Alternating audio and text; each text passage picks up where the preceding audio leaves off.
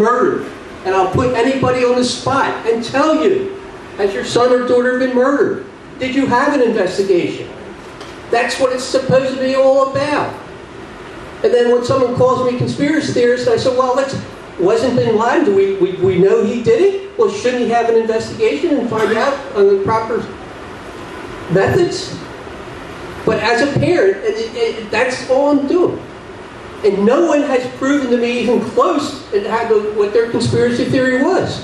So from reading every single day, there's no doubt in my mind that the United States orchestrated the murder of my son, period.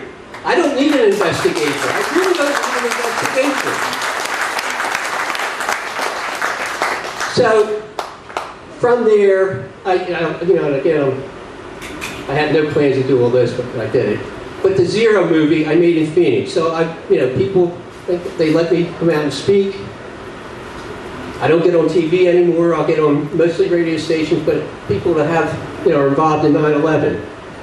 I did Press for Truth. When I did that, I was not at the position I'm in now. Personally, I didn't like Press for Truth when I first made it, but it's worked out great because I've asked people to watch it. It's like a first grade reader to me. It just introduces you to the possibilities that something wrong. It turned my sister, I remember talking to her, and she just couldn't believe that I felt this way. And this is right after 9/11, I was questioning things. But she watched Press for Truth, and now she has all those questions. It's my son now. He just had a very difficult time in high school. He teaches high school, and someone sort of criticized him about 9/11. But he just doesn't have enough information. It's so confusing. You just can't keep throwing all this information out. And he said, I just felt so bad. I couldn't confront this person because I just didn't know what to say.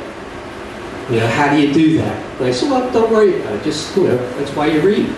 I mean, information is very powerful. Knowledge is very powerful. So anyway, I did the Zero investigation, and it's an Italian group.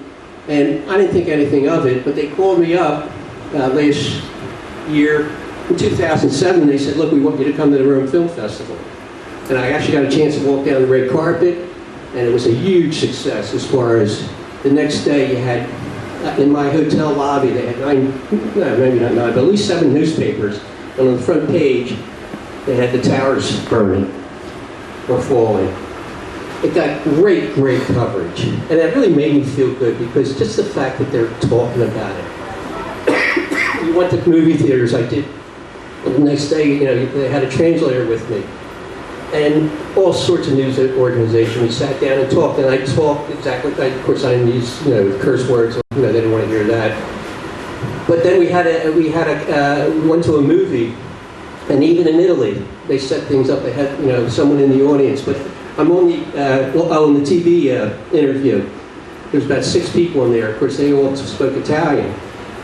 The first guy, a professor from Rome, he stood up. Now, of course, the translators talked to me, and he says the 9/11 truth community is nothing but a bunch of Nazis, Jew haters, racists, and this woman's, and everybody's in shock. Well, the Italians, everybody does have a temper, it seems.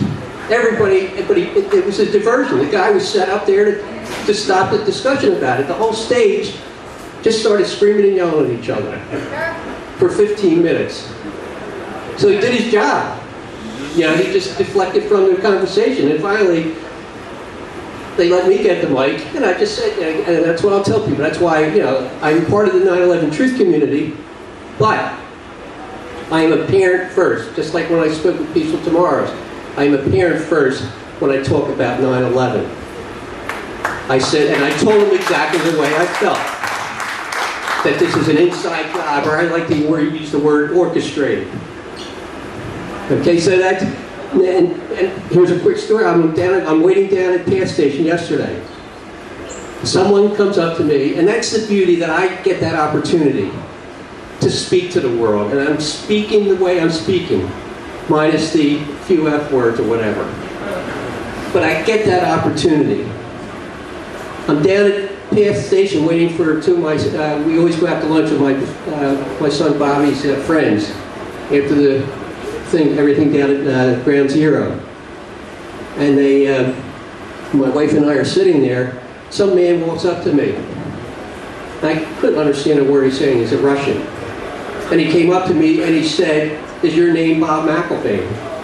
And I said, "Yeah." And he said, "He saw zero." And he says, "The movie's being shown today," he said, "to over 30 million people in Russia. It's being shown in Australia. It's being shown all throughout Europe." So the word is getting out there. I think more so. I feel more optimistic. You know, around the world, it seems like, you know, we're in the bubble. Of course, people in here aren't in the bubble. The rest of the United States, and that's why I look at my neighborhood. I can't get anywhere in my neighborhood. But then no one wants to talk to me, so I don't get a chance to get anywhere. I did a documentary on Wednesday when I first got up here. I got up here early and did a documentary in Brooklyn. And the guy asked me he asked me some great questions. He really did a good job, so I again got a chance to expound on my feelings. He asked me, he says, "Let's go back to World War II. We all know now, everyone knows this without a doubt, FDR knew that Pearl Harbor was coming. How many people died in Pearl Harbor? I don't know. What, a couple thousand, right? Now, he said, if you're a parent back there, 1950, or say just project up to now, he said, if the government came to you and said, if you speak up and allow this information to get out, or let's just say 1950, say I knew for sure, I'm in the same boat that I was back in 1945, but it's 1950 now, or 1951, and I'm going around the country, but the government came up and said, look, we'll admit to you that we had to allow Pearl Harbor to happen. Now, to me, that's murder. But what you get from politicians, what you get from so many people, you know, I've been called a traitor. But the question was, would you stop your investigation for the good of the country? Because these politicians told you that we had to stop Nazism. We had to make the world a better place. We have to get the truth about what happened. And I said, without thinking, I said, absolutely not. I would have the same anger, and I would hate to say it, I can't say it now, but I said it, you know, I can say it. If I was in 1950, I'd want to shoot the man. If he knew that my son was going to be murdered, I don't really care about the country then.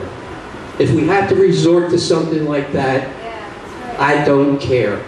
I will not, under any circumstances, back off as far as, hey, murder is murder. What FDR did was murder, as far as I'm concerned. And so that was a great question, I thought, because I've done a lot of interviews, and that has never, what's that? Oh, okay. And so I wanted to reflect just about, I saw John Feal yesterday and what he does. And it's amazing what We Are Change does. But John Feal, I got a chance to talk to him right at Ground Zero during the ceremony. And he'd just gotten back from Washington, D.C., giving out DVDs to all the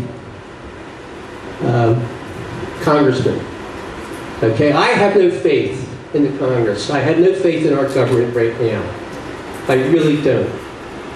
I think nothing has ever changed. I believe in this movement. I do have hope. Personally, I have to have hope. But I don't know if it's going to be through Congress. I really don't.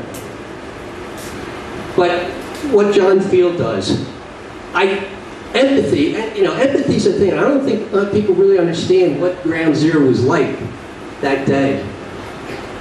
I've investigated my son's murder. I took my son's body home that week. I found the doctor who examined him. And there's no question in my mind, he died of an explosion. I still haven't found the worker or whomever found him. I think, so that's a very important part, but they gave me his wallet. I was able to get his wallet. Now, I've talked to other people, they won't give the wallets up. They'll give you all the money that was in the wallet, they'll send you that money, but they won't give the wallets up. Well, the smell, now they gave it to me in a biohazard bag.